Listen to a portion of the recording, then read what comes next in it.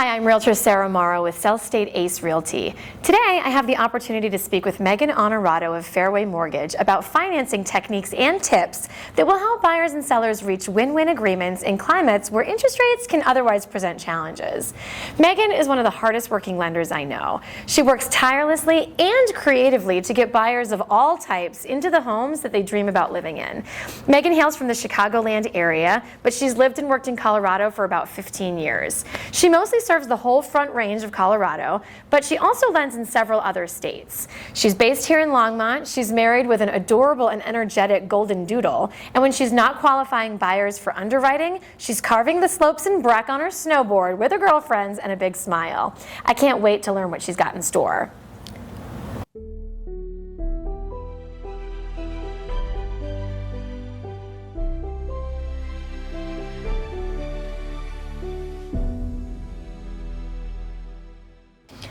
Megan, thank you so much for being here today. I am beyond honored to be here today with you, Sarah. Oh, thank you. So let's jump right in. First thing I like to find out from my guests is what you do and what you love about what you do. So I am a mortgage consultant in the state of Colorado, along with other states beyond Colorado. I help people with the financing portion of purchasing a home. So I help throughout the whole process of understanding, what your finances look like, if we need work with them, and so on. And I absolutely love helping people with this big step in life. It is a lot to take on and, stressful for some, so I like to ease people's minds and, help them throughout the process and make it as seamless as possible. And you are great at doing that. I have seen firsthand that you can talk anyone down off the cliff. Yes. Can you tell us a little bit? I know you're a direct lender, but there are other options for buyers. Can you talk a little bit about that? Yeah, so basically there's three inserts there. There's direct lender, there's mortgage broker, and there is a bank, to put it cliff note and keep it easy. So direct lender, I'm going to have the same team for every client that I help throughout the process. I like being a direct lender because I know how every transaction is going to go. Broker is a little different. They're going to shop banks, and every loan is kind of a little different. Then you have the bank where, again, it's probably the same throughout the process, but it's going to be different because their rules are different. So there is a lot of pros and cons with all three, but I absolutely love being a direct lender because I like to know how every transaction or how every buyer that I help, how it's going to go. So is it true that, if I go to Wells Fargo or Elevations, I'm going to get a Wells Fargo or an Elevations product? Correct. Whereas you can sort of cast a wide net, you can shop a bunch of different products at a bunch of different rates with a bunch of different institutions and find the best match for me? So that's a broker. So I'm going to have pretty much the same. I can still shop products, but it's still going to be in-house. Oh, got it. Okay, so you're kind of the best of both worlds. Correct. Love that. We're in the middle. Okay. Yeah. Got it. And, again, there's pros and cons, just like anything in life. But I absolutely love, being a direct lender because I know how it's going to go for the client. Got it. So let's talk a little bit about the elephant in the room, which clearly is interest rates. It seems to be the hot topic. I know it's something that really dictates your career. Can you talk about why it was easier for buyers to get into a home a year ago? What's changed? What are the challenges right now? Is it just interest rate? So I wouldn't say it was easier a year ago. So there's, again, always pros and cons in real estate. The market's always going to change, okay? So with those low interest rates came a lot of buyer demand, okay? And very low inventory. So if you have 20 buyers for 10 houses, obviously you're going to have a problem. So it just was not sustainable to have, low inventory, low interest rates. It's just something had to give. So interest rates, not just because of this, they started to climb. I would say about, we're going on 14, 15 months. So this brought on a lot of fear in buyers. But again, there's always going to be pros and cons in buying a house. So now interest rates, I guess could be in the con bucket. But guess what? We don't have multiple bidding wars, appraisal gaps, things like that just made it kind of scary for a buyer. So yeah. I would rather fix my payment with a higher interest rate, be able to do an inspection, be able to think about things overnight, be able to maybe have a few options, even though we still have a low inventory environment, which is, kind of making things a little, competitive still, but nothing like we saw a year ago. Totally. So I would say that, yes, people are in payment shock, but you're fixing your payment, and there's other tools out there to, help alleviate that side of things with the interest rates, being a little higher than they were. Thank you for that. Well, speaking of tools that you can utilize, I know one of your favorite parts of the job I've seen you work firsthand is creativity and just making it work. You are like the queen of there's a way. Yes, there's always a way. There's always a way, and I love that about you. And I want to talk about this new phenomena that I'm only just recently learning about, which is a 2-1 buy down. Okay. Really just the concept of buy downs. From what I understand, it's a way for a buyer to pay a little more upfront to save on interest and maybe lower the rate long term. Is that right? And can you talk more about that? Yeah, absolutely. So a temporary or a 2-1 buy down or a 3-2-1 buy down, it's a temporary buy down for the interest rate, okay? And then you have a permanent interest rate buy down. And the good news is you don't always have to pay for it out of pocket. Honestly, the temporary interest rate buy down typically only makes sense if the seller pays for it, because otherwise you're just moving money out of your own savings account into kind of escrow or subsidy account we set up for the 2-1 buy down. So honestly, a temporary interest rate buy down is going to make the most sense when there's little to no competition on the home and the seller's willing to give a large seller credit, okay? Same kind of goes for the permanent interest rate buy down too. So you would permanently buy down your interest rate at the cost, of the seller. The seller would give you a huge credit that you can use to buy down your interest rate, therefore lower your payment. So it's very situational, which makes the most sense. And that's why it's so important if you're buying a home to work with a mortgage professional who's going to be there for you, for every house you look at, because I'm going to run all the scenarios, talk with the client, which makes most sense. Do we have competition? Do we not? We don't. Okay, great. Let's get the most we can from the seller to help alleviate this, payment and interest rate. Got it. Got it. So you mentioned seller credit. Can you talk a little bit? I know that as a concession. Right. First of all, I assume that's the same thing. Right. But second of all, can you explain, so it is contingent upon the seller's sort of agreement and Correct. Permission. Are you saying that the seller's concession or that seller's credit comes in the form of cash at closing? Correct. Yeah. So it kind of if we chose the 2-1 buy down program, we would have a subsidy account, and the dollar amount completely depends on your loan amount, your own specific criteria. But that dollar amount would be put into an account there, and then every month money would funnel from that account to offset the payment for you for the first 1, 2, 3 years, okay?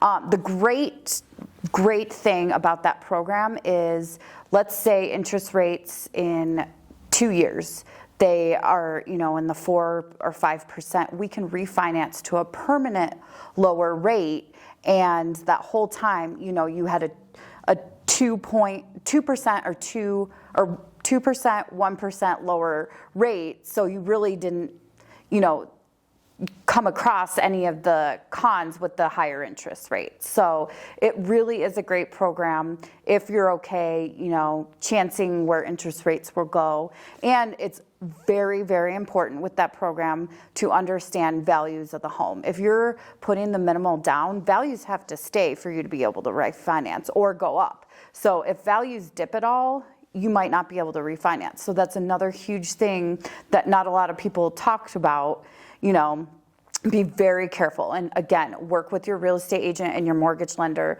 to understand all these things, because I'm fully transparent when I'm talking to someone, not to scare, but it's nice to know all the facts up front. Totally. But if you have a strong down payment, you'll be able to refinance, even if values dip a little. So. Thank you for all that great information. Can you talk about, you mentioned refinance. First of all, can you just quickly summarize what refinancing is for those of us that need a refresher? And can you talk about, I assume when rates are high, or what we might consider normal. It's all relative. Yeah. In the current climate, I kind of consider it. It's hard though, it's a big hit when home prices are up here and interest rates are up here. Everyone's talking about, well, in the 80s it was at 15%, but your house was only $100,000, so your payment wasn't, $4,000, $5,000, $6,000. 2/3 your income. Exactly. Yeah. So it's all relative. Totally. Yeah. Can you just, give us a refresher of what refinancing really looks like, and can you tell us, is it true that in a high interest climate, you don't really see many refinances, and where would it make sense? So when you refinance your home, we're still going to look at your credit, your income, things like that. It's not as stressful because there's not a bunch of other moving parts like an inspection, and you still will probably have an appraisal. Sometimes that's waived, but basically, we're going to do a lot of the work up front. I'm going to look at where your balance is, your interest rate is, and see if it makes sense. So we're going to, kind of get an idea of what your monthly savings is and see if it, it's something you'd like to move forward to. And you have to be careful because some people might say $50 a month makes sense to refinance, and I would say it doesn't. And it depends on the person, for it to make sense. So really work with a mortgage professional who's going to understand your specific goals. Refinances are down, but you still have to refinance if you are on a loan to get off of a loan. So some scenarios for that situation is divorce, maybe a parent no longer wants to be a co-signer, things like that. The only way to get off of a mortgage is to refinance. There's no way around it. So got that. I appreciate that. Since we're talking about rate, one I know kind of misnomer is that there's a prime rate. Correct. Okay. And can you just talk? I think that the prime rate is the basis under which a bank or an institution will sort of set their other rates, sort of like, that's the basis on which they can build what their rates are. Right. If that's not the only correlation, can you just talk about the correlation between prime and, say, like the interest rates that we see on mortgages? Right. So prime and mortgage rates are indirect. So a prime rate is going to be more specific towards your home equity line of credit or your car loan. So those are going to coincide with the prime rate. Directly. Correct. And then a mortgage rate is separate, but both of them typically go up and down together because they're both affected, by unemployment, inflation. That's why we're seeing, such volatility, is because of the inflation numbers, the debt ceiling, things like that. So they'll both be affected by that, but they're not directly effective of each other. So if you see, in the news, they're always like prime rate went up, but it does not directly affect mortgage rates, but mortgage rates are affected by the same thing. Understood. So, nor are they the same thing. Correct. Yes. Okay. So cool. Thank you not very one much. and the same, but still kind of go up and down together. Understood. But it does depend on loan type. Correct. So speaking of that, I don't think I've ever talked about home equity lines of credit on my show, aka HELOCs. Can you briefly summarize what those are and when I might consider taking one out? Yeah. So home equity line of credit is basically money you can use towards anything you want with the equity in your home. So let's say your home is worth $600,000, okay? That's what the appraiser or a trusted real estate agent says that your home is worth, or maybe somewhere online. Zillow, is a good kind of parameter to use, but I would definitely contact Sarah, to see what your actual value might be. But anyways, let's say you owe $300,000, so you have quite a bit of equity in your home. So a percentage of that you can use to take out a loan, with a bank typically, and use that for anything you want. The great thing about home equity lines is you don't pay the interest until you use the money. So let's say you take a home equity out today and you don't need the money until the fall to redo your kitchen. You're not paying interest until you actually borrow that money, okay? So I would say the home equity is a great tool for many things. Another thing it's great for is an emergency fund. So if you have equity in your home, typically you're not going to pay any fees or anything if you're not using the money. So let's say you needed $10,000 tomorrow. Instead of borrowing from your savings or investments, you could tap against your home equity line in the case of an emergency. So I always tell people, get one, just to have it. And the good news is, let's say your value keeps going up, you can call your bank and sometimes increase the amount without doing much. So it's totally situational. And a lot of banks too have, rates that are great to start out. So I would use a local credit union, and typically your big banks aren't going to have the best home equity products, so that's kind of what depending on the client's financials, is where I guide them. 2 quick follow-up questions to that. One, you do still have to qualify Correct. for a HELOC, just Yes. like a you credit card. You have to have income, all that, yeah. Okay. And you personally, you personally don't provide that product. No, I could if I wanted to, but I like to refer it out to somebody who, originates them, and banks typically have better options. So that makes sense. I'm very well versed in the bank world because that was my previous profession. So I like to guide clients to what'll best suit them, not me. So Got it. that's So you've got kind of that in your background. Yep. Really appreciate that info. A couple more questions. One is, we've all kind of heard that interest rates and really the whole housing market, inventory, values, they come in like a 6 to 8 year wave. I don't know if history has shown us that. Can you talk a little bit about rates, historically speaking, big picture, over the course of the last 50 to 100 years? Can you talk a little bit about that? So rates are volatile.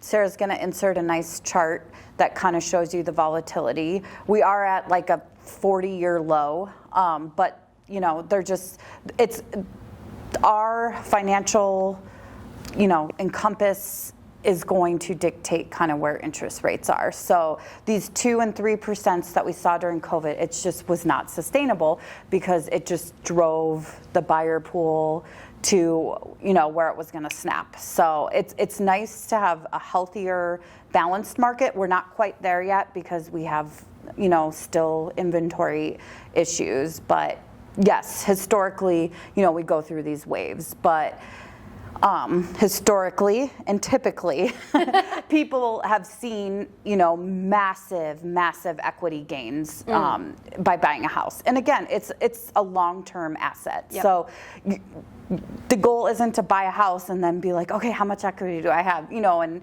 10 days or even 6 months. Over the last 5 years, 6 months, might have shown you crazy amounts of equity gains. Again, typical. Long term, get in the game. Yes, interest rates are high, but there's always going to be pros and cons. So appraisal gaps, for the most part, have gone away, even though I've seen some. Thinking about it overnight, like a year ago, people had to wait in the driveway, basically make an offer, not even see the house. Showings were 6 minutes max. Right. And honestly, you still went 100,000 over, full appraisal gap, all this crazy stuff, and still didn't get it. So we're in I think, a much better space here. So once everyone kind of gets used to stuff, it's a great thing. So yes, if you're listing your home, there's a lot of things that Sarah as a real estate agent can guide you where you have to be on that end. So I think it's great for all parties. But yeah, there's always going to be ebb and flow in real estate. Sure. So yeah, not to be scared. Just work with professionals who know the market and can guide you properly is the advice that I would give. It's great advice. Yeah, Yeah. we have evened the playing field at least a little bit lately. Right. My last question is, I know you work with investors, I know you work with people upsizing, downsizing, you've run the gamut with your experience, and I know you've helped hundreds of people get into homes that didn't even think they could. Right. Would you talk a little bit, let's say I'm either a first-time home buyer or like a second or third. I'm still fairly new to this. Right. Can you talk about what do I need to do now? I know a lot of people come to you, they're ready to buy a house, and it's kind of too late. Yeah. Can you talk about what can I do now if I know I'm not really ready, both emotionally and financially? What can I do to get my ducks in a row over the course of the next 6 to 12 months that will have me putting in a strong offer in just under a year? So I have buyers who are ready to go all the way to their credit needs work. No problem. You know, not everyone is going to be well versed in this process. So I would say 6 to 12 months out, get with a mortgage professional, kind of see where you're at, see if there's any work that needs to be done. You know, we're going to look at income, credit, and assets as kind of the cliff notes. So we're going to dig a little deeper, but that's the major things. So let's say, you know, your credit's not exactly where you need it to be. We can help you work on that. We've helped many people bring their credit, you know, from here to here and into a home. So that's no problem. So as long as you're willing, there's definitely a way. Let's say that you don't have a lot of money saved, no problem. There's, you know, programs in every state to help you, you know, get into a home. I always recommend still having some savings, you know, as a cushion. Once you're in the home, things might come up. So, and income, you know, that's on you. So, you know, whether, you know, you have enough income, maybe you can have a co-signer, just kind of depends. But yeah, having enough income, I would say whatever your gross is, half that is what we're going to look at as far as a max debt situation, including all of your debt. So that's not just your house payment, that's including credit cards, car, everything.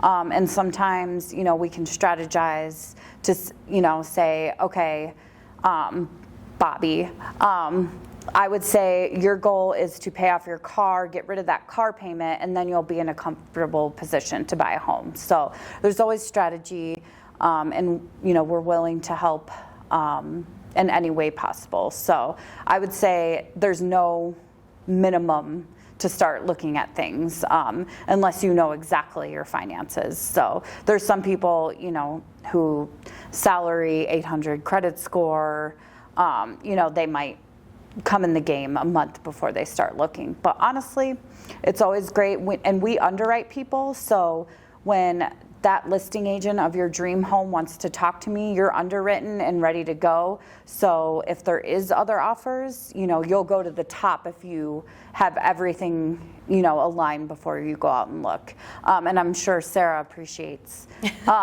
you know, someone who already kind of knows that side, because my side's not so fun. Your side is, you know, a lot more.